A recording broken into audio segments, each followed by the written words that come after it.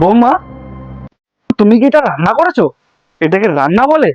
তোমার মা বাবা কি তোমাকে রান্না করা অব্দি শিখায়নি? হ্যাঁ বাবু, দেখ তুই ঠিক সময় এসেছিস। তোর বউয়ের রান্না বাড়ি দেখ। আমাকে দুবেলা কি ঠিক মতন খেতেও দিতে পারবে না তোর বউ? হুঁ, এই দেখে তুই বিয়ে করেছিস ওকে? সত্যি তোমাদের দিলে কিচকিচ না আমার আর ভালো লাগে না। কি ব্যাপার পূজা, ঝগড়া তোমার বাবার সাথে হয়েছে, তো তুমি আমার সাথে তো রুট ব্যবহার কেন করছো? আমি রাগ তোমার বাবার উপরে করিনি।